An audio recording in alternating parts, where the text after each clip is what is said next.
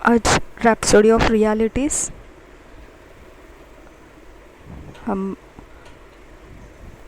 14 नवंबर 2020 शनिवार सैटरडे 14 नवंबर 2020 आज rhapsody of realities में हमको दिया गया विषय जो है वो इंग्लिश में इस प्रकार से है, गार्ड योर सैल्वेशन।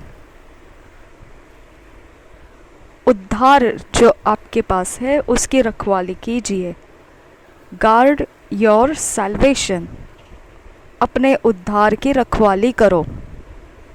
ये वचन जो सिखाने के लिए पास्टर क्रिस ओयाकिलो में हमको सिखाते हैं और हम इसे स्वीकारेंगे हमारे जीवन में, विश्वास में, और हम जहाँ कहीं पर भी परमेश्वर में बढ़ने के लिए हमारे लिए जो ज्ञान मिल रहा है उस ज्ञान की ज़रूरत जहाँ हमें थी उसे इस्तेमाल करेंगे, स्वीकारेंगे, ग्रहण करेंगे। उसके अनुसार हमारे ज़िंदगी को हम बदल देंगे और हम परमेश्वर को आज़ादी देंगे कि ये वचन जो हम सीख रहे हैं इसके द्वारा वो अपनी महिमा हमारे जीवन में पूरा करे। यहाँ पर जो विषय पास्टर क्रिस ओयाकिलो में हमें सिखाते हैं ये इब्रानी के 2 अध्याय के 3 वचन से लिया गया है। हेब्रियोस 2 चैप्टर 3 वर्स से लिया गया है और ये वचन हम इंग्लिश और हिंदी दोनों भाषाओं में बहुत अच्छे से, ध्यान से और मन उसके ऊपर रखते हुए हम इसे स्वीकारेंगे और सीखेंगे। जो इब्रानी के 2 अध्याय का 3 वचन है, यहाँ पर इंग्लिश में वचन दिया गया है, how shall we escape if we neglect so great salvation, which at the first began to be spoken by the Lord, and was confirmed unto us by them that heard him, by them that heard him। यही वचन हम हिंदी में BSI Bible में से पढ़ेंगे। इब्रानियों की पत्री 2 अध्याय का 3 वचन, तो हम लोग ऐसे बड़े उद्धार से निश्चिंत रहकर कैसे बच सकते हैं जिसकी चर्चा पहले प्रभु के द्वारा हुई और सुनने वालों के द्वारा हमें इसका निश्चय हुआ। हम और एक बार ये वचन को अच्छे से समझेंगे। इब्रानियों की पत्री 2 अध्याय का 3 वचन इंग्लिश में, how shall we escape if we neglect so great salvation which at the first began to be spoken by the Lord and was confirmed unto us by them that heard him। इब्रानियों की पत्री 2 अध्याय का 3 वचन और एक बार हम इसे समझेंगे। तो हम लोग ऐसे बड़े उद्धार से निश्चिंत रहकर कैसे बच सकते हैं जिसकी चर्चा पहले प्रभु के द्वारा हुई और सुनने वालों के द्वारा हमें इसका निश्चय हुआ।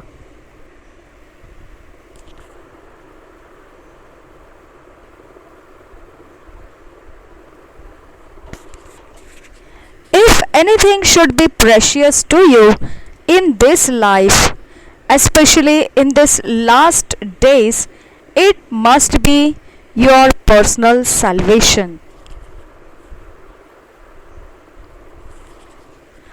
अगर आपके लिए बहुमूल्य आपके जीवन में कुछ है तो खास तौर पर इन आखिरी दिनों में आपका अपना व्यक्तिगत उद्धार यही एकमात्र बहुमूल्य चीज़ आपके जीवन की होनी चाहिए। It must be your personal salvation, वह केवल आपका व्यक्तिगत उद्धार होना चाहिए।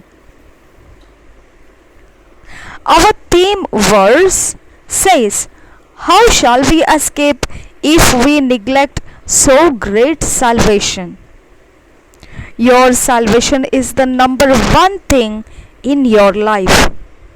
हमारा जो पहले शुरुआती वचन जो हमने पढ़ा वह इसी ध्यान हमें देता है, यही ध्यान हमें देता है कि यह वचन इस प्रकार से कहता है कि हम कैसे बच सकते हैं। ये वचन इस प्रकार से कहते हैं, तो हम लोग ऐसे बड़े उद्धार से निश्चिंत रहकर कैसे बच सकते हैं। यही हमारा शुरुआती वचन हमने लिया है। आपका उद्धार जो है वह सबसे पहले नंबर पर रखी हुई जीवन की बात होनी चाहिए। प्रोटेक्ट इट, उसे रखवाली कीजिए। See that you are walking in the light of God in the totality of salvation. इस बात की ओर ध्यान रखिए कि आप परमेश्वर के उजियाले में चल रहे हैं, उद्धार की संपूर्णता में चल रहे हैं।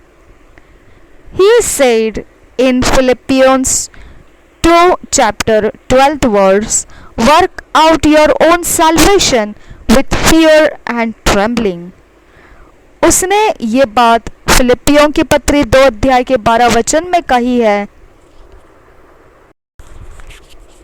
इसलिए हे मेरे प्रियो, जिस प्रकार तुम सदा से आज्ञा मानते आए हो, वैसे ही अब भी न केवल मेरे साथ रहते हुए पर विशेष करके अब मेरे दूर रहने पर भी डरते और कांपते हुए अपने अपने उद्धार का कार्य पूरा करते जाओ। तो यहाँ पर यह बात यीशु मसीह के वचन में जो लिखी हुई हमको मिलता है वह पहले से लिखा हुआ रखा है। यहाँ बहुत ही साफ रीति से लिखा रखा है। यहाँ इस प्रकार से लिखा है, अपने अपने उद्धार का कार्य पूरा करते जाओ।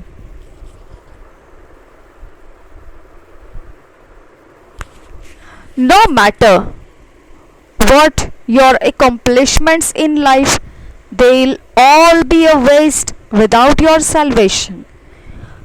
कोई बात ऐसी नहीं जो अगर आपने प्राप्त तो कर ली है अपने जीवन में, लेकिन फिर भी अब वो व्यर्थ ही ठहरेगी आखिरी में, क्योंकि आपका उद्धार एकमात्र वो चीज़ है जो आपको प्राप्त करना है अपने जीवन में। बाकी सब कुछ जो भी आपने प्राप्त किया है, कोई परवाह नहीं, वह सब व्यर्थ रहने वाला है। Jesus said in Mark 8:36, "For what shall it profit a man if he shall gain the whole world and lose his own soul?" प्रभु यीशु मसीह ने कहा मरकुस के 8 अध्याय के 36 वचन में, यदि मनुष्य सारे जगत को प्राप्त करे और अपने प्राण की हानि उठाए तो उसे क्या लाभ होगा? It does not matter how many conferences you held or attended or how many people you helped, without your salvation they will mean nothing. कोई परवाह नहीं, कोई मायने नहीं रखती है उस बातों के विषय में कि आपने ऐसी कितनी सभाएं आप उपस्थित रहे हो या आपने कितनी सभाओं को अपने द्वारा किया हो और कितने लोगों की सहायता की हो और आप उद्धार की चिंता नहीं किए, आपने उद्धार के बिना ये सब कुछ किया, तो फिर ये सब आप कोई भी मतलब नहीं रखेंगे, कुछ भी उसका मतलब नहीं रहेगा, सब कुछ व्यर्थ जाएगा। Don't trade your salvation for anything. आप अपने उद्धार के प्रति और किसी का मुकाबला खड़ा मत कीजिए। उद्धार केवल उद्धार है, बस उसके मुकाबले में और कोई खड़ा नहीं रह सकता है। We are surrounded by hawks and beasts that don't spare the flock. They will do anything for their personal gains. आप अच्छे काम किए, आपने बहुत भारी सभाएं ली और आप बहुत जगह उपस्थित रहे, बहुतों को सहायता किया, और फिर यही आपके लिए सब कुछ मायने रखता है। अगर ये आपका सोच है तो आपको ये बात ध्यान रखना चाहिए कि आप इसमें व्यर्थ हो, उसका कोई मतलब नहीं रहेगा। और फिर आप इन चीज़ों को लेकर अगर समझते हैं कि इसे उद्धार कहते हैं, तो भी आप उसको व्यर्थ कर देंगे, क्योंकि ये सारी चीज़ें इकट्ठी करके भी उद्धार नहीं बनता है। अब हमारे लिए ये बात समझना ज़रूरी है कि हम ऐसे बहुत सारे जंगली और पशुओं से, जो खूंखार पशु है, इनसे घिरे हुए हैं, और वो जो झुंड है उसको छोड़ेंगे नहीं। जो प्रभु यीशु मसीह के लिए अपना प्राण देते हैं, वो लोगों को वो छोड़ेंगे नहीं। वो कुछ भी करेंगे मनुष्यों के ऊपर जो उनके फायदे के लिए वो उत्पन्न होगा, ऐसा कुछ भी वो मनुष्यों के ऊपर कर जाएंगे। वो बिल्कुल जंगली पशु है और ऐसे ही हिंसात्मक वो पशु है। इसकी वजह से आपको उद्धार आपके अंदर बने रहना ज़रूरी है। Don't let them deceive you and don't lead yourself ashtray. वो आपको धोखा देने ना पाए और आप उनके बताए हुए मार्ग चलकर भटक ना जाए। Stay in Christ in his word and keep expressing his love and righteousness to your world। आप मसीह में बने रहिए और फिर परमेश्वर के वचन में बने रहिए और अपने अंदर से परमेश्वर का प्रेम और धार्मिकता प्रकट कीजिए इस जगत को। Remember, not only are you here for your salvation, you are here also to help others receive salvation। याद रखिए इस बात को कि केवल आप अपने उद्धार के लिए इस जगह पर नहीं है, बल्कि आप उन लोगों की सहायता करें जो आपके इर्द गिर्द में है, वो भी उद्धार को प्राप्त कर सके। उनकी सहायता करें वो उद्धार को प्राप्त करने के लिए। When you really understand what salvation is, you will not only protect it with your life, but you would also be eager to share it with others। जब आप सच में पहचानेंगे उद्धार क्या है, समझने लगेंगे, तब आप केवल आपकी सुरक्षितता को नहीं देखेंगे अपने ही जीवन के विषय में, परंतु आप दूसरों के साथ भी इस बात को बांटना शुरू करेंगे, बिल्कुल उत्साह से भरते हुए। The Apostle Paul said, "For I am not ashamed of the gospel of Christ, for it is the power of God unto salvation to everyone that believeth, to Jew first and also to the Greek." Romans 1:16। प्रेरित पौलुस ने ये बात कही है Romeo के 1 अध्याय के 16 वचन में। रोमियो के 1 अध्याय का 16 वचन में प्रेरित पौलुस इस प्रकार से बताते हैं, क्योंकि मैं सुसमाचार से नहीं लजाता, इसलिए कि वह हर एक विश्वास करने वाले के लिए पहले तो यहूदी फिर यूनानी के लिए उद्धार के निमित्त परमेश्वर की सामर्थ है। The only way you can help others receive salvation is to share the gospel with them। केवल एकमात्र वो रास्ता है कि आप दूसरों की सहायता कर सकते हो उद्धार प्राप्त करने के लिए। वो एकमात्र रास्ता ये है कि आप सुसमाचार को उनके सामने उनके साथ बांटिए।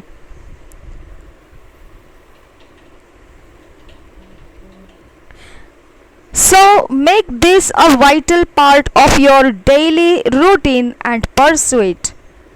तो आप अपने जीवन का बहुत ही ऐसा महत्वपूर्ण भाग अपने जीवन के रोजमर्रा जिंदगी में इसे बनाइए और वही आपके जीवन शैली बन जाने दीजिए। कन्फेशन हम कबूल करेंगे। जब हम इसे कबूल करेंगे तब आपने इस बात का ध्यान रखना है कि ये हम ऊंची आवाज़ में जानते हुए कबूल करना है और इसे हमने अपने जीवन में बोलते हैं तब वो वैसा ही होता है, इस बात पर विश्वास करना है। पहले जो इंग्लिश में आप कबूल करना चाहते हैं उन्होंने मेरे साथ इंग्लिश में कबूल करना है, जो हिंदी में इसे कबूल करना चाहेंगे उन्होंने हिंदी में कबूल करना है।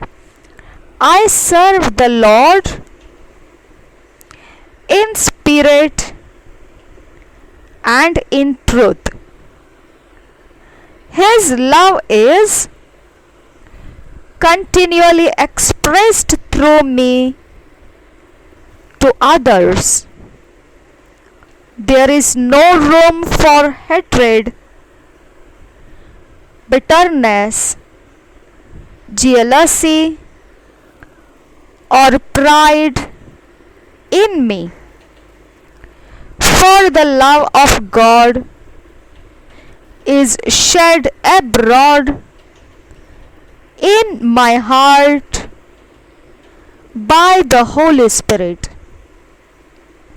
and that love propels me to preach the gospel and reach out in love to the lost, to turn them from darkness unto Christ.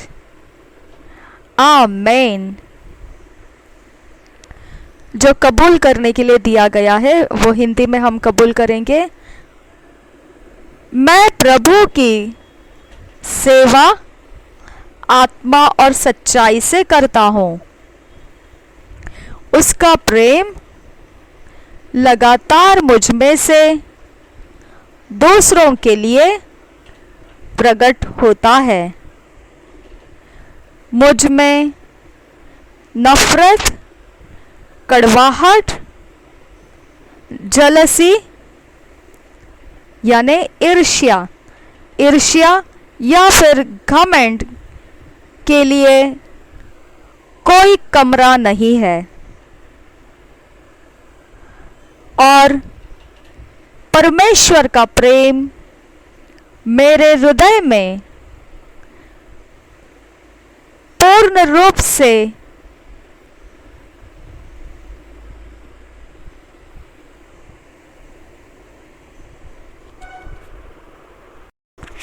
बहाया गया है, बहुत ज्यादा गहराई तक पवित्र आत्मा के द्वारा। यही प्रेम परमेश्वर का मुझे प्रचार करने के लिए सुसमाचार के विषय में वह मुझे आग्रह करता है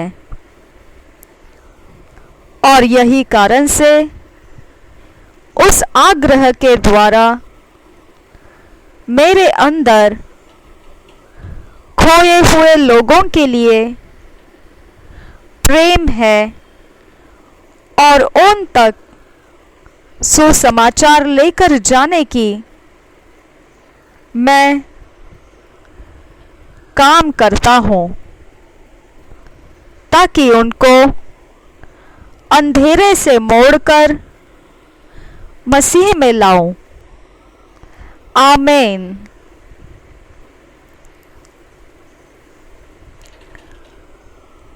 आज जो वचन हमको सीखने के लिए दिया है वो Philippians 2nd chapter 12th verse, Mark 8th chapter 36 verse 37 verse, 1 Corinthians 9 chapter 26 verse 27 verse, amplified classic version में से 1 Corinthians 9 चैप्टर 26 और 27 वर्स पढ़ेंगे। बाकी हम किंग जेम्स वर्जन में से पढ़ेंगे। ये हम हिंदी में इस प्रकार से है। फिलिपियों की पत्री 2 अध्याय 12 वचन और मरकुस के सुसमाचार 8 अध्याय 36 और 37 वचन और पहला कुरिन्थियों 9 अध्याय का 26 और 27 वचन। ये वचन जो है ये इंग्लिश में हम एम्प्लीफाइड क्लासिक बाइबल में से पढ़ेंगे और हिंदी में सारे वचन हम BSI बाइबल में से पढ़ेंगे। तो पहले इंग्लिश में जो किंग जेम्स वर्जन में पढ़े जा रहे वो वचन हम पहले पढ़ेंगे और आखिरी वाला जो वचन है वो इंग्लिश में एम्प्लीफाइड क्लासिक बाइबल में से पढ़ेंगे और यही वचनों को हम केवल BSI बाइबल में से हिंदी में पढ़ेंगे। यहाँ पर ये वचन दिया गया है, हम इसी को पढ़ेंगे इंग्लिश में। जो दिया गया है वही में से मैं पढ़ रही हूँ। किंग जेम्स वर्जन है या और कोई वर्जन है ये यहाँ पर मेंशन नहीं किया है, लेकिन यहाँ दिया गया है, हम उसी को पढ़ेंगे। Philippians 2nd chapter 12th verse, but I would ye should understand, brethren, that the things which happened unto me have fallen out rather unto the furtherance of the gospel. फिलिपियों की पत्री 2 अध्याय 12 वचन, इसलिए हे मेरे प्रियो, जिस प्रकार तुम सदा से आज्ञा मानते आए हो वैसे ही अब भी न केवल मेरे साथ रहते हुए पर विशेष करके अब मेरे दूर रहने पर भी डरते और कांपते हुए अपने अपने उद्धार का कार्य पूरा करते जाओ। मार्क 8 chapter 36 और 37 verse, For what shall it profit a man if he shall gain the whole world and lose his own soul? Or what shall a man give in exchange for his soul? मरकुस का सुसमाचार 8 अध्याय 36 और 37 वचन, यदि मनुष्य सारे जगत को प्राप्त करे और अपने प्राण की हानि उठाए तो उसे क्या लाभ होगा? मनुष्य अपने प्राण के बदले क्या देगा?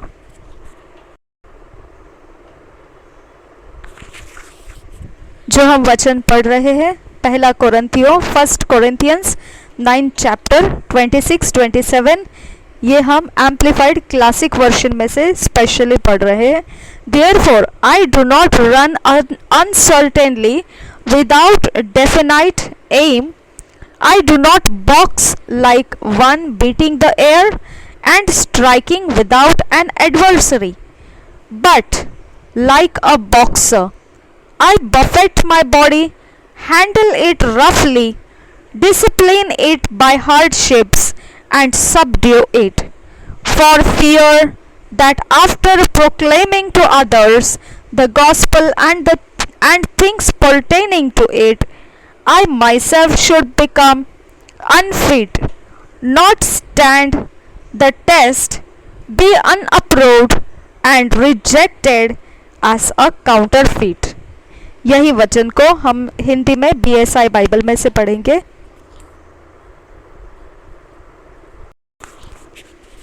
पहला कुरिन्थियों 9 अध्याय 26 और 27 वचन, इसलिए मैं तो इसी रीति से दौड़ता हो परंतु लक्ष्यहीन नहीं, मैं भी इसी रीति से मुक्कों से लड़ता हूँ परंतु उसके समान नहीं जो हवा पीटता हुआ लड़ता है, परंतु मैं अपनी देह को मारता कूटता और वश में लाता हूँ, ऐसा न हो कि औरों को प्रचार करके मैं आप ही किसी रीति से निकम्मा ठहरूं। 1 साल का 1 ईयर का बाइबल रीडिंग प्लान जो है वो हेब्रियस 11 chapter 17 to 40 वर्स पढ़ना है, Ezekiel 8th chapter 9th chapter 10th chapter पढ़ेंगे। 1 साल के बाइबल रीडिंग प्लान में इब्रानी की पत्री 11 अध्याय 17 वचन से 40 वचन तक और यहेजकेल की भविष्यवाणी 8 अध्याय 9 अध्याय और 10 अध्याय पढ़ेंगे। तो पहले हम इंग्लिश में किंग जेम्स वर्जन में से पढ़ेंगे, वही वचनों को हम इंग्लिश में हिंदी में BSI बाइबल में से पढ़ेंगे। Hebrew 11 chapter 17 to 40 verse. By faith, Abraham, when he was tried, offered up Isaac, and he that had received the promises offered up his only begotten son, of whom it was said that in Isaac shall thy seed be called, accounting that God was able to raise him up even from the dead, from whence also he received him in a figure. By faith Isaac blessed Jacob and Esau concerning things to come. By faith Jacob, when he was a dying, blessed both the sons of Joseph, and worshipped, leaning upon the top of his staff. By faith Joseph, when he died, made mention of the departing of the children of Israel, and gave commandment concerning his bones. By faith Moses, when he was born, was hid 3 months of his parents, because they saw he was a proper child, and they were not afraid of the king's commandment. By faith Moses, when he was come to years, refused to be called the son of Pharaoh's daughter, choosing rather to suffer affliction with the people of God than to enjoy the pleasures of sin for a season, esteeming the reproach of Christ greater riches than the treasures in Egypt, for he had respect unto the recompense of the reward. By faith he forsook Egypt, not fearing the wrath of the king, for he endured as seeing him who is invisible. Through faith he kept the Passover and the sprinkling of blood, lest he that destroyed the firstborn should couch them. He that destroyed the firstborn should touch them.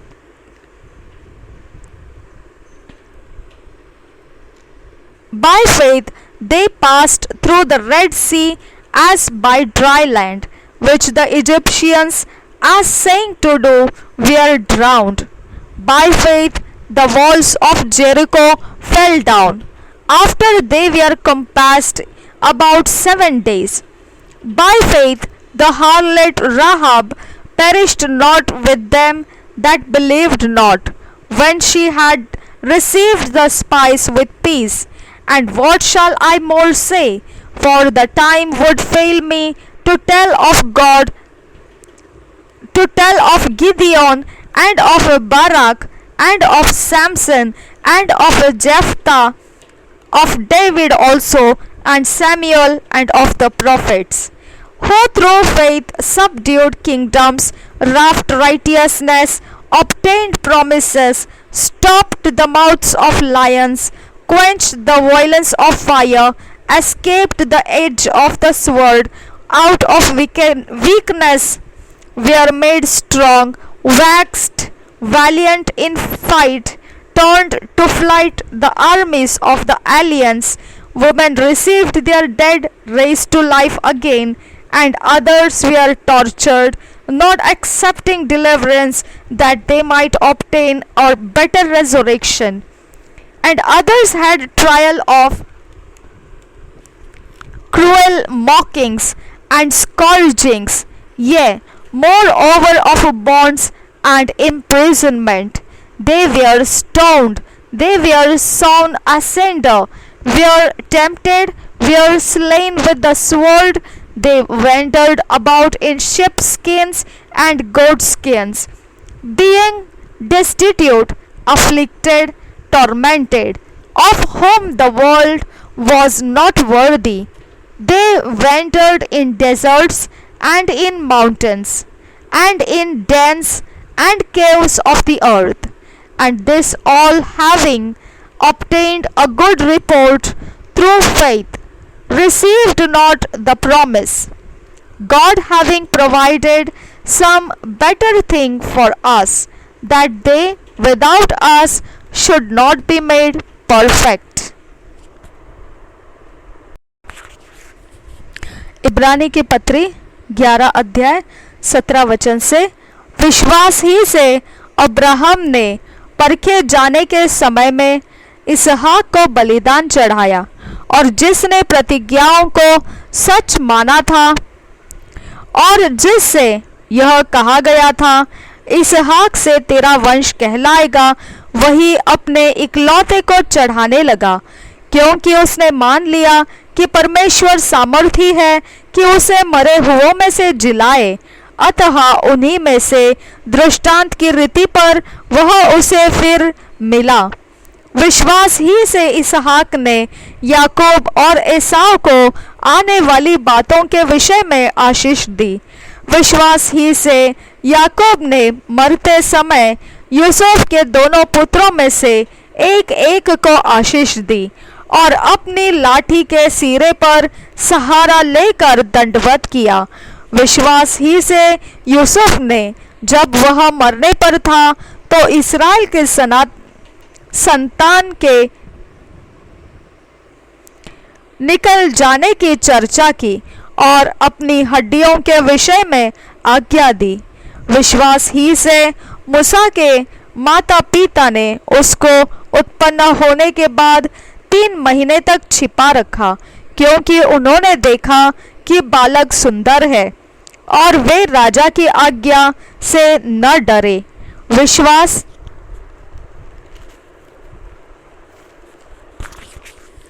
ही से मूसा ने सयाना होकर फिरौन की बेटी का पुत्र कहलाने से इनकार किया, इसलिए कि उसे पाप में थोड़े दिन के सुख भोगने से परमेश्वर के लोगों के साथ दुख भोगना अधिक उत्तम लगा। उसने मसीह के कारण निंदित होने को मिस्र के भंडार से बड़ा धन समझा, क्योंकि उसकी आंखें फल पाने की ओर लगी थी।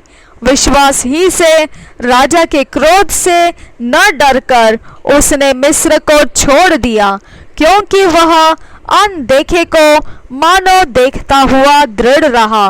विश्वास ही से उसने फसह और लहू छिड़कने की विधि मानी कि पहलौठों का नाश करने वाला इस्राएलियों पर हाथ न डाले। आमीन। विश्वास ही से वे लाल समुद्र के पार ऐसे उतर गए जैसे सूखी भूमि पर से, और जब मिस्रियों ने वैसा ही करना चाहा तो सब डूब मरे। विश्वास ही से यरीहो की शहरपनाह जब वे 7 दिन तक उसका चक्कर लगा चुके तो वह गिर पड़ी। विश्वास ही से राहाब वेश्या आज्ञा न मानने वालों के साथ नष्ट नहीं हुई, इसलिए कि उसने भेदियों को कुशल से रखा था। अब और क्या कहो, क्योंकि समय नहीं रहा कि गिदोन का और बाराक और शिमशोन का और यफ्ता का और दाऊद और शमूएल का भविष्यद्वक्ताओं का वर्णन करूं।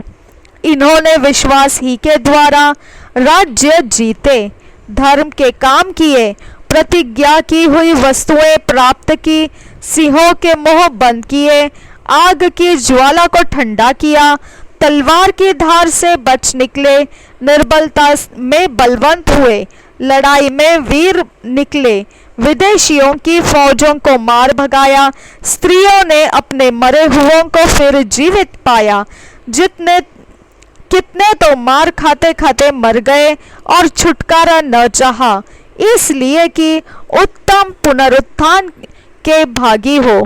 कई एक ठट्टों में उड़ाए जाने और कोड़े खाने वरन बांधे जाने और कैद में पड़ने के द्वारा परखे गए, पथराव किए गए और आरे से चीरे गए, उनकी परीक्षा की गई, तलवार से मारे गए, वे कंगालों में और क्लेश में और दुख भोगते हुए भेड़ों और बकरियों की खाले ओढ़े हुए इधर उधर मारे मारे फिरे, और जंगलों और पहाड़ों और गुफाओं में और पृथ्वी की दरारों में भटकते फिरे।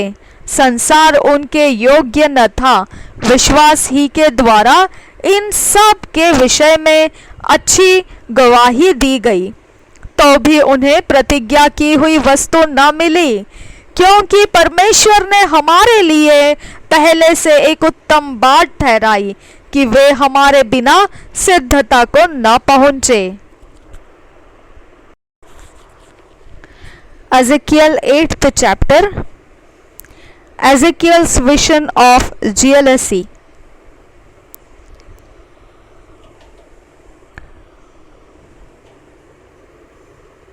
Chambers of imagery, God's wrath for idolatry.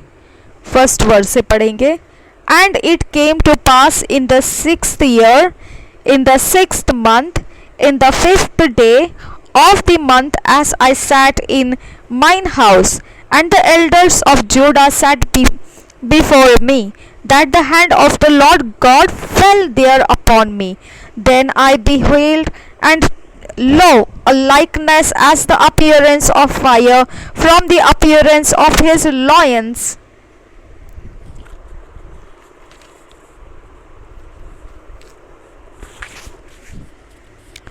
Even downward fire, and from his loins even upward, as the appearance of brightness, as the color of amber.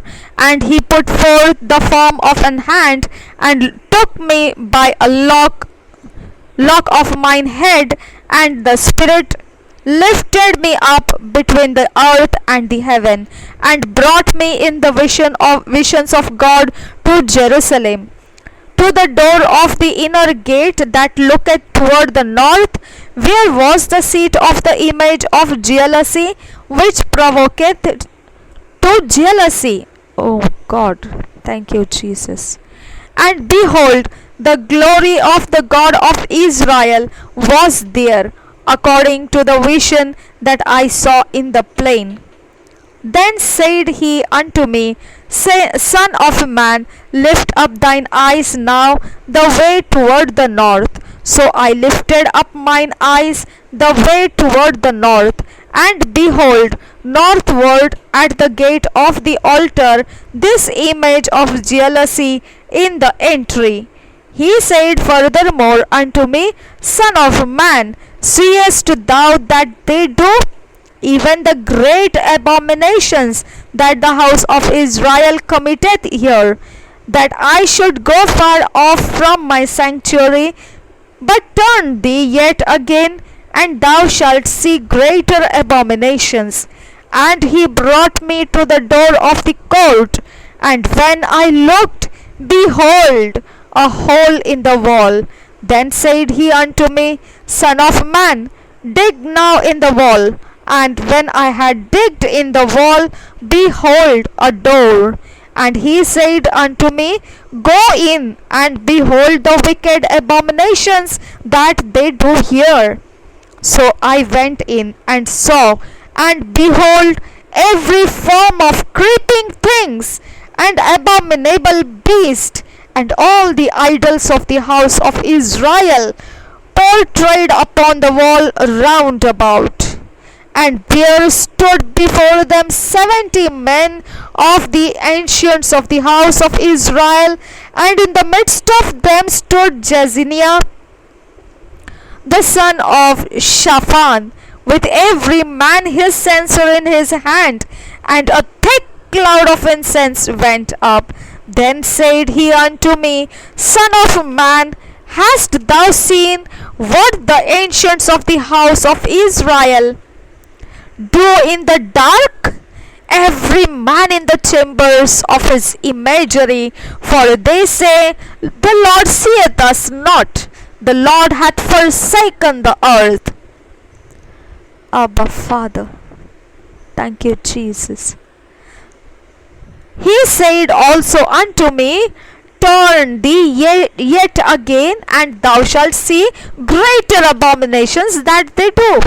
14th वर्ष से आगे पढ़ेंगे। Then he brought me to the door of the gate of the Lord's house, which was toward the north, and behold, there sat weeping woman weeping for Tammuz. Then said he unto me, Hast thou seen this, O son of man? Turn thee yet again, and thou shalt see greater abominations than this. And he brought me into the inner court of the Lord's house, and behold, at the door of the temple of the Lord, between the porch and the altar, were about 25 men, with their backs toward the temple of the Lord, and their faces toward the east, and they worshipped the sun toward the east. Then he said unto me, Hast thou seen this, O son of man? Is it a light thing to the house of Judah that they commit the abominations which they commit here? For they have filled the land with violence, and have returned to provoke me to anger. And lo, they put the branch to their nose. Therefore will I also deal in fury. Mine eye shall not spare, neither will I have pity. And though they cry in mine ears with a loud voice, yet will I not hear them. 9th chapter. A vision showing the preservation of the righteous and the destruction of the wicked. He cried also in mine ears with a loud voice, saying, Cause them that have charge over the city to draw near, even every man with his destroying weapon in his hand. And behold, 6 men came from the way of the higher gate, which lieth toward the north, and every man a slaughter weapon in his hand. And one man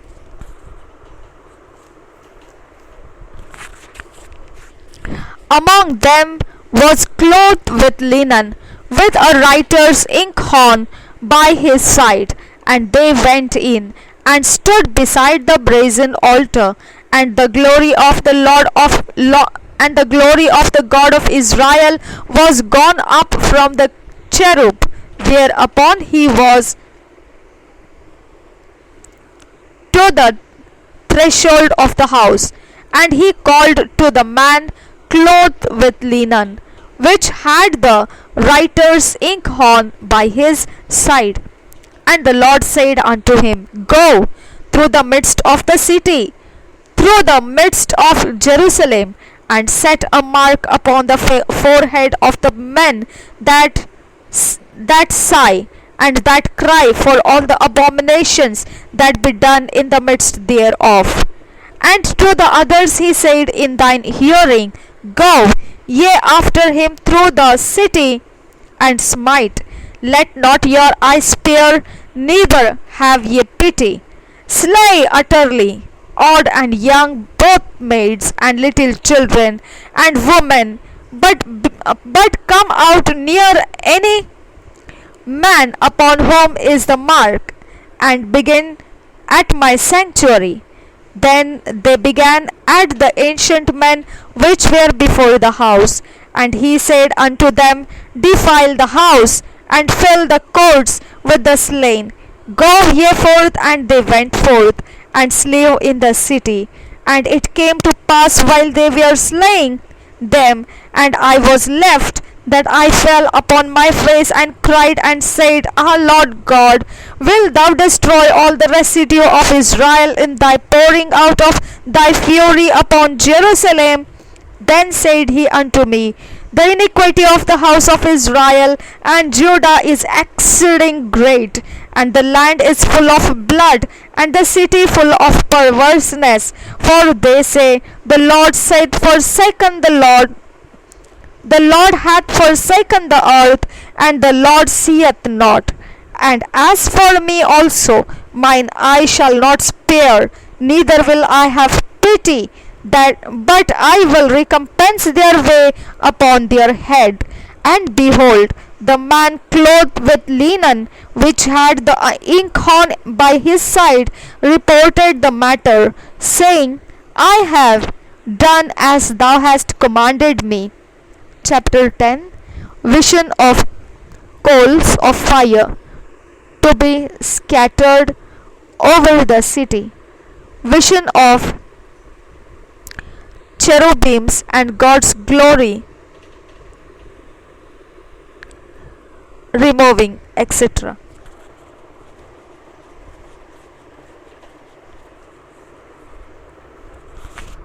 first verse से पढ़ेंगे. Then I looked, and behold, in the firmament that was above the head of the cherubims, there appeared over them as it were a sapphire stone, as the appearance of the likeness of a throne. And he spake unto the man clothed with linen, and said, Go in between the wheels, even under the cherub, and fill thine hand with coals of fire from between the cherubims, and scattered them over the city. And he went in my sight. Now the cherubims stood on the right side of the house when the man went in, and the cloud filled the inner court. Then the glory of the Lord went up from the cherub, and stood over the threshold of the house, and the house was filled with the cloud, and the court was full of the brightness of the Lord's glory. And the sound of the cherubims' wings was heard even to the outer court, as the voice of the Almighty God when he speaketh. And it came to pass that when he had commanded the man clothed with linen, saying, Take fire from between the wheels, from between the cherubims, then he went in and stood beside the wheels. And one cherub stretched forth his hand from between the cherubims unto the fire that was between the cherubims, and took thereof, and put it into the hands of him that was clothed with linen, who took it and went out. And there appeared in the cherubims the form of a man's hand under their wings. And when I looked, behold, the four wheels by the cherubims, one wheel by one cherub, and another wheel by another cherub, and the appearance of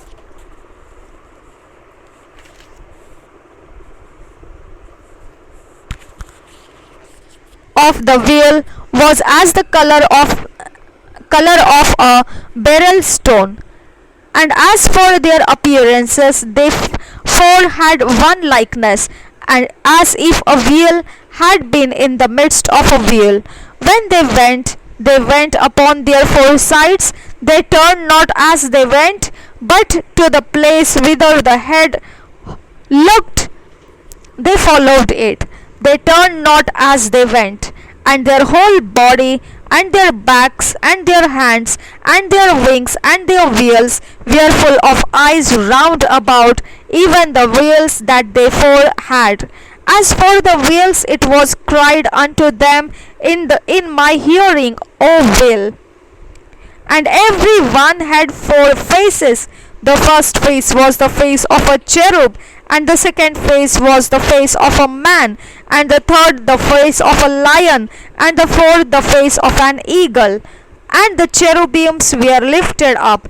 This is the living creature that I saw by the river of Chebar. And when the cherubims went, the wheels went by them. And when the cherubims lifted up their wings to mount up from the earth, the same wheels also turned out from beside them. When they stood, this stood, and when they were lifted up, these lifted up themselves also, for the spirit of the living creature was in them. Then the glory of the Lord departed from off the threshold of the house, and stood over the cherubims. And the cherubims lifted up their wings, and mounted up from the earth in my sight. When they went out, the wheels also were besides them. And every one stood at the door of the east gate of the Lord's house. And the glory of the God of Israel was over them above. This is the living creature that I saw under the God of Israel by the river of Chebar, and I knew that they were the cherubims.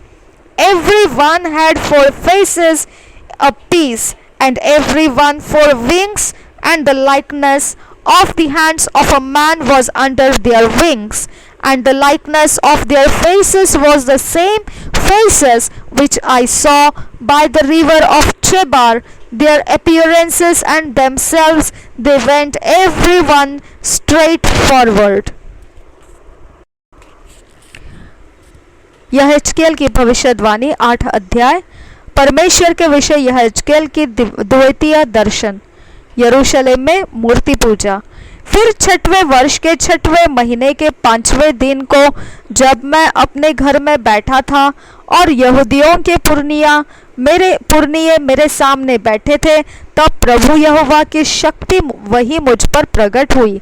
तब मैंने देखा कि आग का सा एक रूप दिखाई देता है। उसकी कमर से नीचे की ओर आग है और उसकी कमर से ऊपर की ओर झलकाए हुए पीतल की झलक सी कुछ है। उसने हाथ सा कुछ बढ़ाकर मेरे सिर के बाल पकड़े। तब आत्मा ने मुझे पृथ्वी और आकाश के बीच में उठाकर परमेश्वर के दिखाए हुए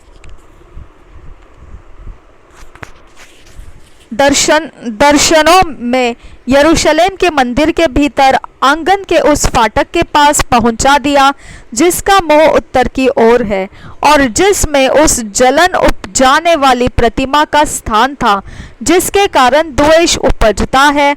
और फिर वहां इस्राएल के परमेश्वर का तेज वैसा ही था जैसा मैंने मैदान में देखा था।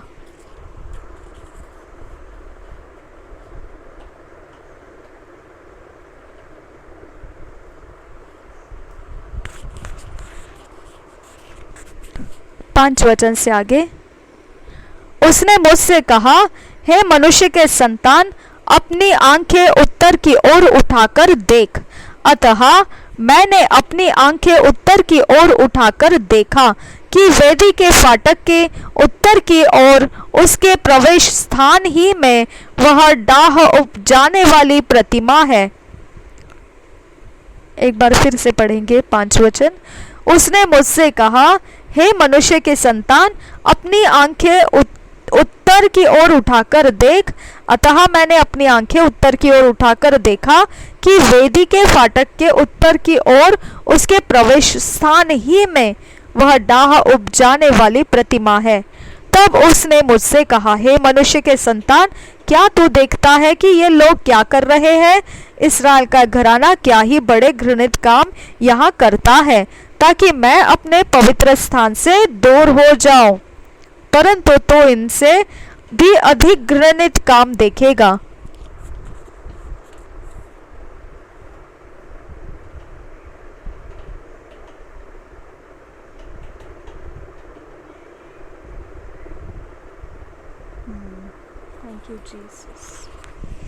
तब वह मुझे आंगन के द्वार पर ले गया और मैंने देखा कि दीवार में एक छेद है।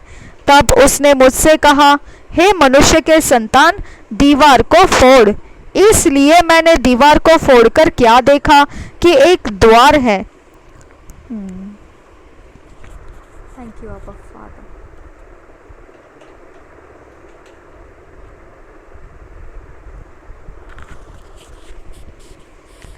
धन्यवाद हो ईश्वर। Thank you Lord, thank you Jesus. उसने मुझसे कहा, भीतर जाकर देख कि ये लोग यहाँ कैसे कैसे और अति घृणित काम कर रहे हैं। उसने मुझसे कहा, भीतर जाकर देख कि लोग यहाँ कैसे कैसे और अति घृणित काम कर रहे हैं। अतः मैंने भीतर जाकर देखा कि चारों ओर की दीवार पर जाति जाति के रेंगने वाले जंतुओं और घृणित पशुओं और इस्राएल के घराने की सब मूर्तों के चित्र खींचे हुए हैं।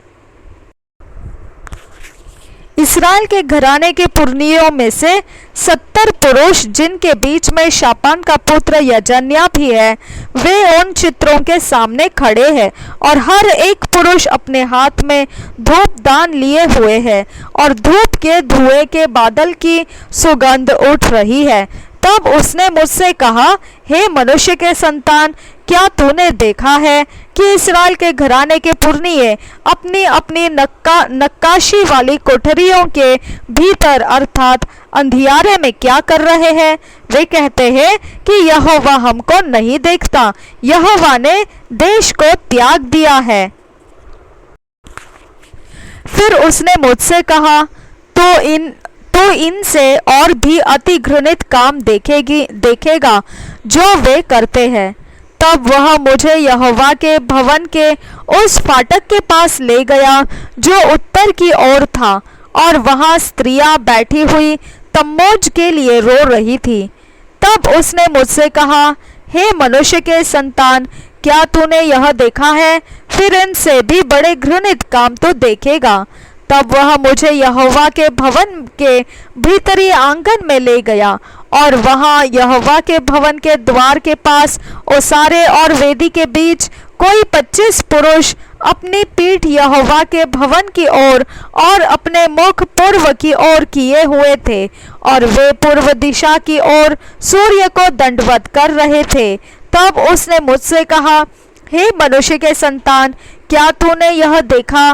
क्या यहूदा के घराने के लिए घृणित कामों का करना जो वे यहाँ करते हैं छोटी बात है? उन्होंने अपने देश को उपद्रव से भर दिया और फिर यहाँ आकर मुझे रिस दिलाते हैं, वरन वे डाली को अपनी नाक के आगे लिए रहते हैं। इसलिए मैं भी जलाहट के साथ काम करूँगा, न मैं दया करूँगा और न मैं कोमलता करूँगा, और चाहे वे मेरे कानों में ऊंचे शब्द से पुकारे तो भी मैं उनकी बात न सुनूंगा। 9 अध्याय यरूशलेम को दंड। पहले वचन से पढ़ेंगे। फिर उसने मेरे कानों में ऊंचे शब्द से पुकार कर कहा, नगर के अधिकारियों को अपने अपने हाथ में नाश करने का हथियार लिए हुए निकट लाओ। इस पर 6 पुरुष उत्तर की ओर ऊपरी फाटक के मार्ग से अपने अपने हाथ में घात करने का हथियार लिए हुए आए, और उनके बीच सन का वस्त्र पहने, कमर में लिखने की दवात बांधे हुए एक और पुरुष था, और वे सब भवन के भीतर जाकर पीतल की वेदी के पास खड़े हुए। तब इस्राएल के परमेश्वर का तेज करूबों पर से, जिनके ऊपर वह रहा करता था, भवन की डेवढ़ी पर उठ आया था, और उसने उस सन के वस्त्र पहने हुए पुरुष को, जो कमर में दवात बांधे हुए था, पुकारा। और यहोवा ने उससे कहा, इस यरूशलेम नगर के भीतर इधर उधर जाकर जितने मनुष्य उन सब घृणित कामों के कारण जो उसमें किए जाते हैं सांसें भरते और दुख के मारे चिल्लाते हैं, उनके माथों पर चिन्ह लगा दे। तब उसने मेरे सुनते हुए दूसरों से कहा, नगर में उनके पीछे पीछे चलकर मारते जाओ, किसी पर दया न करना और न कोमलता से काम करना। बूढ़े, युवा, कुंवारी, बाल बच्चे, स्त्रियों सबको मारकर नष्ट करो, परंतु जिस किसी मनुष्य के माथे पर वह चिन्ह हो उसके निकट न जाना। मेरे पवित्र स्थान ही से आरंभ करो। अतः उन्होंने उन पुरनियों से आरंभ किया जो भवन के सामने थे। फिर उसने उनसे कहा, भवन को अशुद्ध करो और आंगनों को शवों से भर दो, चलो बाहर निकलो। तब वे निकलकर नगर में मारने लगे। जब वे मार रहे थे और मैं अकेला रह गया, तब मैं मुंह के बल गिरा और चिल्लाकर कहा, हाय प्रभु यहोवा, क्या तू अपनी जलाहट यरूशलेम पर भड़का कर इस्राएल के सब बचे हुओं को भी नष्ट करेगा? तब उसने मुझसे कहा, इस्राएल और यहूदा के घरानों का अधर्म अत्यंत ही अधिक है, यहाँ तक कि देश हत्या से और नगर अन्याय से भर गया है, क्योंकि वे कहते हैं, यहोवा ने पृथ्वी को त्याग दिया और यहोवा कुछ नहीं देखता, इसलिए उन पर दया न होगी न मैं कोमलता करूंगा, वरन उनकी चाल उन्हीं के सिर लौटा दूंगा। तब मैंने क्या देखा कि जो पुरुष सन के वस्त्र पहने हुए और कमर में दवात बांधे था, उसने यह कहकर समाचार दिया, जैसे तूने आज्ञा दी मैंने वैसा ही किया है। परमेश्वर के तेज का यरूशलेम के मंदिर से निकल जाना। 10 अध्याय पहले वचन से पढ़ेंगे। इसके बाद मैंने देखा कि करूबों के सिरों के ऊपर जो आकाश मंडल है, उसमें नीलमणि का सिंहासन सा कुछ दिखाई देता है।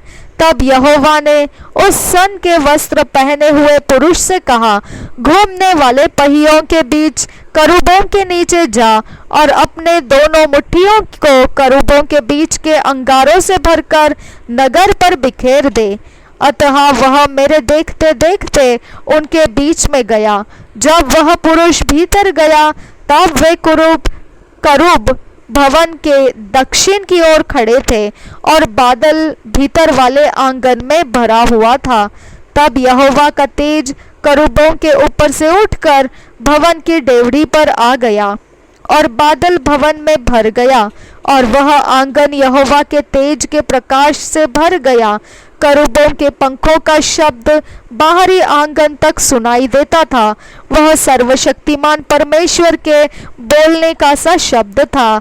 जब उसने सन के वस्त्र पहने हुए पुरुष को घूमने वाले पहियों के भीतर करूबों के बीच में से आग लेने की आज्ञा दी, तब वह उनके बीच में जाकर एक पहिए के पास खड़ा हुआ।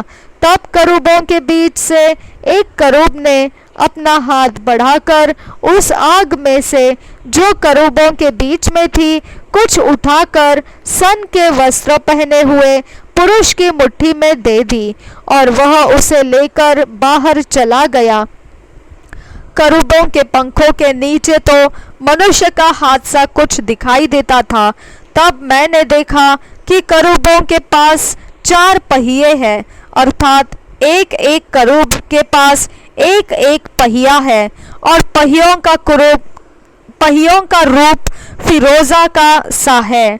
उनका ऐसा रूप है कि चारों एक से दिखाई देते हैं, जैसे एक पहिए के बीच दूसरा पहिया हो। चलने के समय वे अपने चारों अलंगों के बल से चलते हैं और चलते समय मुड़ते नहीं, वरन जिधर उनका सिर रहता है वे उधर ही उसके पीछे चलते हैं और चलते समय वे मुड़ते नहीं। पीठ, हाथ और पंखों समेत करूबों का सारा शरीर और जो पहिए उनके हैं वे भी सबके सब चारों ओर आंखों से भरे हुए हैं। मेरे सुनते हुए इन पहियों को चक्कर कहा गया, अर्थात घूमने वाले पहिए। एक एक के 4-4 मुख थे।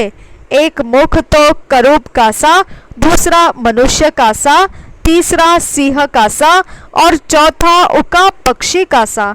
करूब भूमि पर से उठ गए। ये वे ही जीवधारी है जो मैंने कबार नदी के पास देखे थे। जब जब वे करूब चलते थे, तब तब वे पहिए उनके पास पास चलते थे, और जब जब करूब पृथ्वी पर से उठने के लिए अपने पंख उठाते, तब तब पहिए उनके पास से नहीं मुड़ते थे। जब वे खड़े होते तब ये भी खड़े होते थे, और जब वे उठते तब ये भी उनके संग उठते थे, क्योंकि जीवधारियों की आत्मा इनमें रहती थी। यहोवा का तेज भवन की डेवढ़ी पर से उठकर करूबों के ऊपर ठहर गया। तब करूब अपने पंख उठाकर मेरे देखते देखते पृथ्वी पर से उठकर निकल गए, और पहिए भी उनके संग संग गए, और वे सब यहोवा के भवन के पूर्वी फाटक में खड़े हो गए, और इस्राएल के परमेश्वर का तेज उनके ऊपर ठहरा रहा। ये वे ही जीवधारी है जो मैंने कबार नदी के पास इस्राएल के परमेश्वर के नीचे देखे थे, और मैंने जान लिया कि वे भी करूब हैं। हर एक के 4 मुख और 4 पंख, और पंखों के नीचे मनुष्य के से हाथ भी थे। उनके मुखों का रूप वही है जो मैंने कबार नदी के तट पर देखा था। उनके मुख ही क्या, वरन उनकी सारी देह भी वैसी ही थी। वे सीधे अपने अपने सामने ही चलते थे।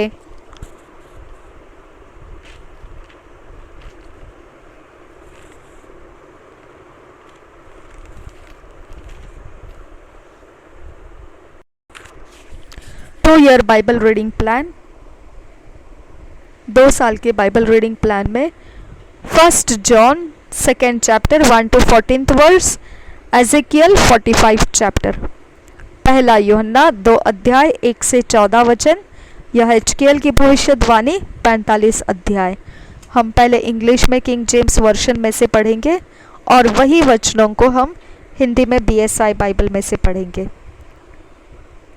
1 John 2nd chapter 1 to 14th verse.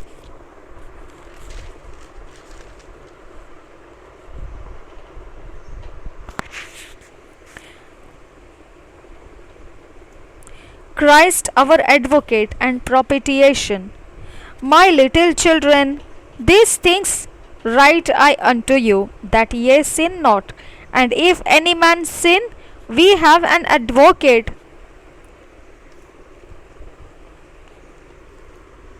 with the Father, Jesus Christ the righteous. And he is the propitiation for our sins, and not for ours only, but also for the sins of the whole world. Amen. Thank you, Jesus. And hereby we do know that we know him, if we keep his commandments. He that saith, I know him, and keepeth not his commandments, is a liar, and the truth is not in him. But whoso keepeth his word, in him verily is the love of God perfected. Hereby know we that we are in him. He that saith he abideth in him, out himself also so to walk even as he walked. Brethren, I write no new commandment unto you, but an old commandment which ye had from the beginning. The old commandment is the word which ye have heard from the beginning. Again, a new commandment I write unto you, which thing is true in him and in you, because the darkness is past and the true light now shineth. He that saith he is in the light and hateth his brother is in darkness even until now. He that loveth his brother abideth in the light, and there is none occasion of stumbling in him. But he that hateth his brother is in darkness, and walketh in darkness, and knoweth not whither he goeth, because that darkness hath blinded his eyes.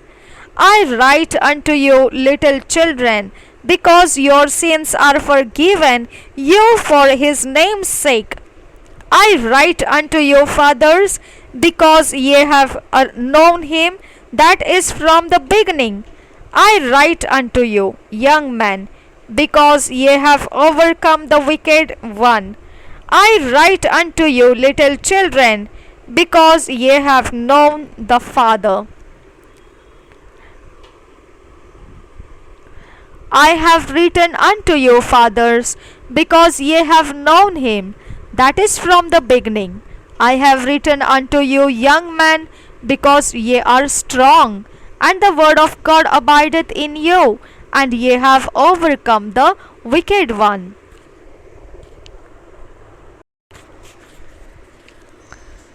पहला यूहन्ना 2 अध्याय 1 से 14 वचन तक पढ़ना है। मसीह हमारा सहायक। हे मेरे बालकों, मैं ये बातें तुम्हें इसलिए लिखता हूँ कि तुम पाप न करो, और यदि कोई पाप करे तो पिता के पास हमारा एक सहायक है, अर्थात धर्मी यीशु मसीह, और वही हमारे पापों का प्रायश्चित है, और केवल हमारे ही नहीं वरन सारे जगत के पापों का भी।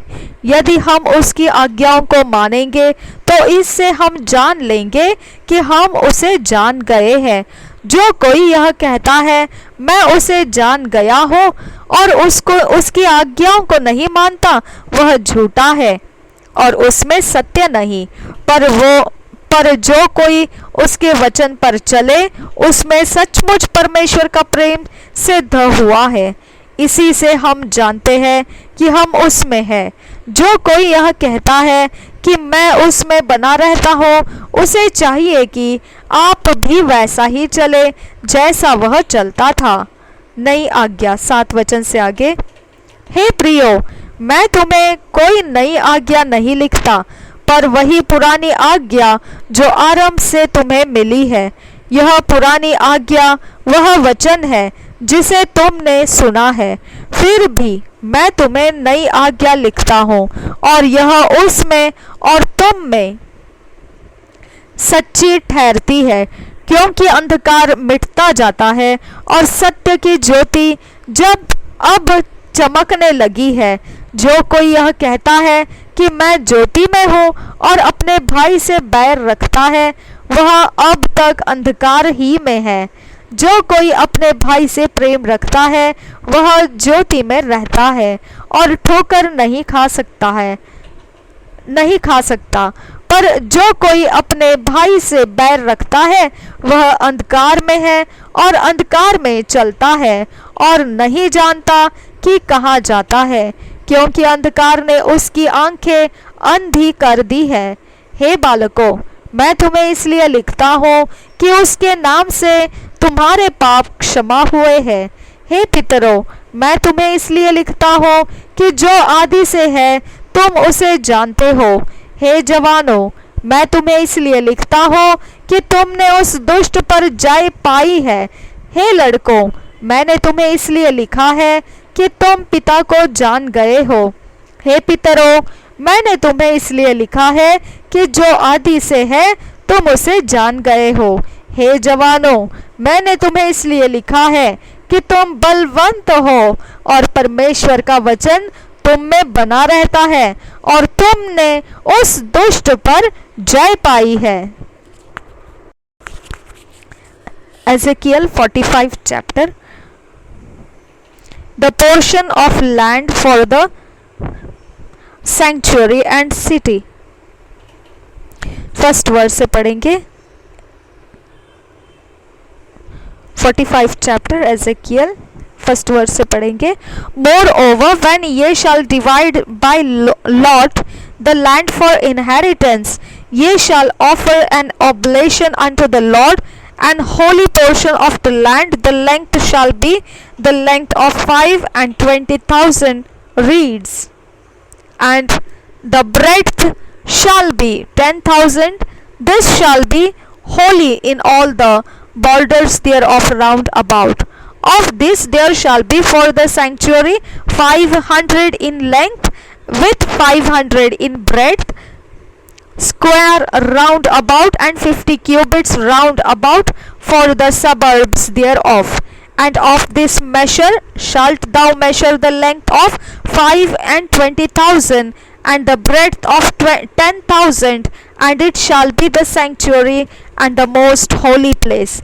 The holy portion of the land shall be for the priest, the ministers of the sanctuary, which shall come near to minister unto the Lord, and it shall be a place for their houses, and an holy place for the sanctuary.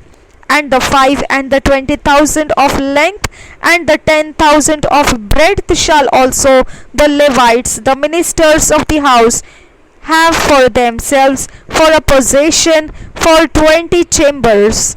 And ye shall appoint the possession of the city 5,000 broad and 520,000 long over against the oblation of the holy portion. It shall be for the whole house of Israel. And a portion shall be for the prince on the one side, and on the other side of the oblation of the holy portion, and of the possession of the city before the oblation of the holy portion, and before the possession of the city, from the west side westward, and from the east side eastward. And the length shall be over against one of the portions from the west border unto the east border.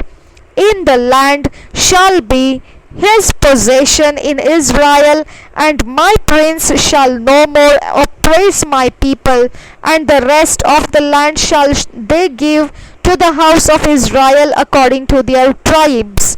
Thus saith the Lord God, let it suffice you, O princes of Israel, remove violence and spoil, and execute judgment and justice. Take away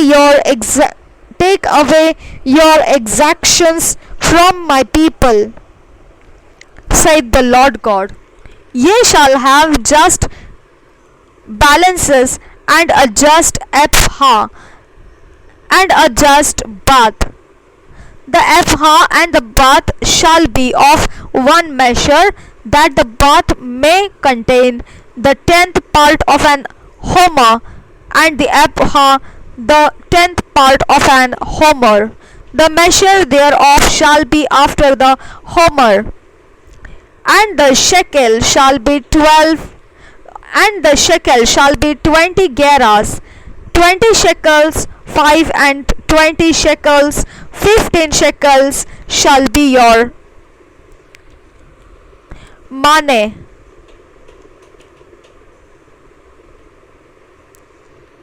This is the oblation that ye shall offer, the 6th part of an ephah of an homer of wheat, and ye shall give the 6th part of an ephah of an homer of barley. Concerning the ordinances of oil, the bath of oil, ye shall offer the 10th part of a bath out of the core, which is an homer of 10 baths, for 10 baths are an homer. And one lamb out of the flock, out of 200 out of the fat pastures of Israel, for a meat offering, and for a burnt offering, and for peace offerings, to make reconciliation for them, saith the Lord God. All the people of the land shall give this oblation for the prince in Israel, and it shall be the prince's part to give burnt offerings, and meat offerings, and drink offerings, in the feast, and in the new moons, and in the Sabbaths, in all solemnities of the house of Israel. He shall prepare the sin offering, and the meat offering, and the meat offering, and the burnt offering, and the peace offerings, to make reconciliation for the house of Israel. Thus saith the Lord God, in the 1st month, in the 1st day of the month, thou shalt take a young bullock without blemish, and cleanse the sanctuary. And the priest shall take off the blood of the sin offering, and put it upon the posts of the house, and upon the 4 corners of the settle of the altar, and upon the posts of the gate of the inner court. And so thou shalt do the 7th day of the month for every one that erreth, and for him that is simple, so shall ye reconcile the house. In the 1st month, in the 14th day of the month, ye shall have the Passover, a feast of 7 days. Unleavened bread shall be eaten, and upon that day shall the prince prepare for himself and for all the people of the land a bullock for a sin offering. And 7 days of the feast he shall prepare a burnt offering to the Lord, 7 bullocks and 7 rams without blemish daily the 7 days, and a kid of the goats daily for a sin offering.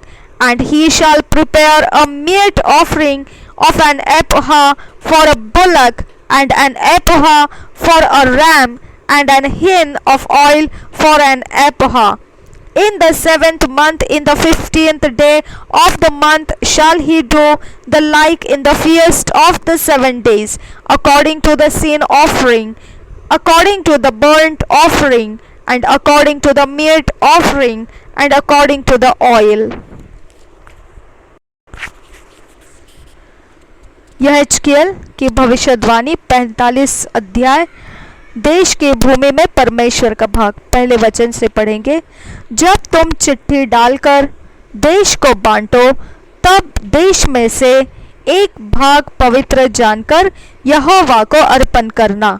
उनकी लंबाई 25,000 बांस की और चौड़ाई 10,000 बांस की हो। वह भाग अपने चारों ओर की सीमा तक पवित्र ठहरे। उसमें से पवित्र स्थान के लिए 500 बांस लंबी और 500 बांस चौड़ी चौकोनी भूमि हो, और उसके चारों ओर 50-50 हाथ चौड़ी भूमि छूटी पड़ी रहे। उस पवित्र भाग में तुम 25,000 बांस लंबी और 10,000 बांस चौड़ी भूमि को मापना, और उसी में पवित्र स्थान बनाना जो परम पवित्र ठहरे। जो याजक पवित्र स्थान की सेवा टहल करे और यहोवा की सेवा टहल करने को समीप आए, वह उन्हीं के लिए हो। वहाँ उनके घरों के लिए स्थान हो और पवित्र स्थान के लिए पवित्र ठहरे। फिर 25,000 बांस लंबा और 10,000 बांस चौड़ा एक भाग भवन की सेवा टहल करने वाले लेवियों की 20 कोठरियों के लिए हो। फिर नगर के लिए अर्पण किए हुए पवित्र भाग के पास तुम 5,000 20 चौड़ी और 25,000 बांस लंबी विशेष भूमि ठहराना। वह इस्राएल के सारे घराने के लिए हो। प्रधान के लिए भूमि। 7 वचन से आगे। प्रधान का निज भाग पवित्र अर्पण किए हुए भाग और नगर की विशेष भूमि के दोनों ओर, अर्थात दोनों के पश्चिम और पूर्व दिशाओं में दोनों भागों के सामने हो, और उसकी लंबाई पश्चिम से लेकर पूर्व तक उन 2 भागों में से किसी भी एक के तुल्य हो। इस्राएल के देश में प्रधान की यही निज भूमि हो। मेरे ठहराए हुए प्रधान मेरी प्रजा पर फिर अंधेर न करे, परंतु इस्राएल के घराने को उसके गोत्रों के अनुसार देश मिले। प्रधान के लिए नियम। परमेश्वर यहोवा यूं कहता है, हे इस्राएल के प्रधानों, बस करो, उपद्रव और उत्पात को दूर करो और न्याय और धर्म के काम किया करो। मेरी प्रजा के लोगों को निकाल देना छोड़ दो। परमेश्वर यहोवा की यही वाणी है।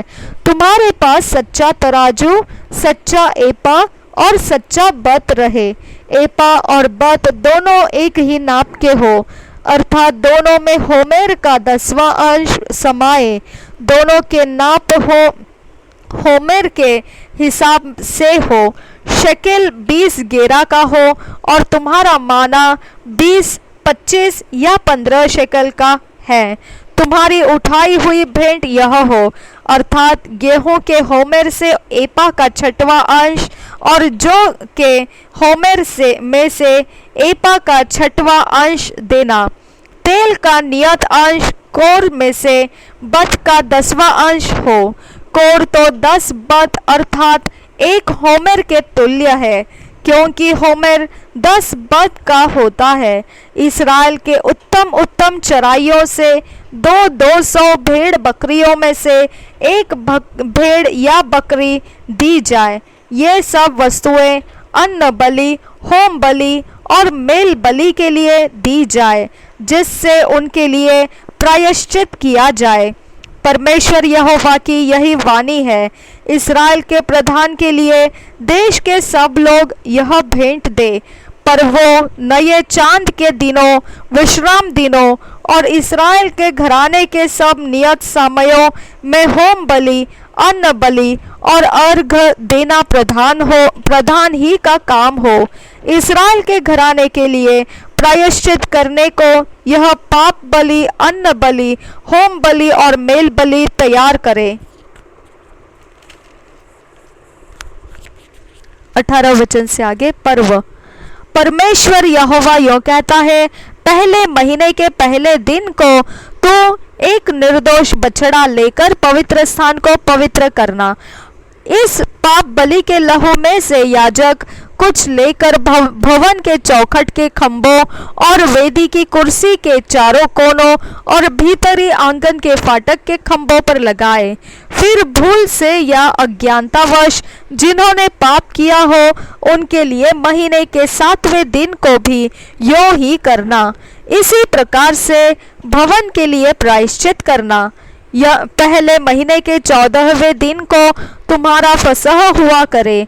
वह 7 दिन का पर्व हो और उसमें अखमीरी रोटी खाई जाए। उस दिन प्रधान अपने और प्रजा के सब लोगों के निमित्त एक बछड़ा पाप बलि के लिए तैयार करे। पर्व के 7 दिन वह यहोवा के लिए होम बलि तैयार करे, अर्थात हर एक दिन 7 निर्दोष बछड़े और 7 निर्दोष मेढ़े और प्रतिदिन एक बकरा पाप बलि के लिए तैयार करे। हर एक बछड़े और मेढ़े के साथ वह एपा भर अन्न बलि और एपा पीछे हिन भर तेल तैयार करे। 7वें महीने के 15वें दिन में से लेकर 7 दिन तक अर्थात पर्व के दिनों में वह पाप बलि, होम बलि, अन्न बलि और तेल इसी विधि के अनुसार किया करे। प्रभु यीशु हम सबके साथ बना रहे। आमेन, आमेन, आमेन।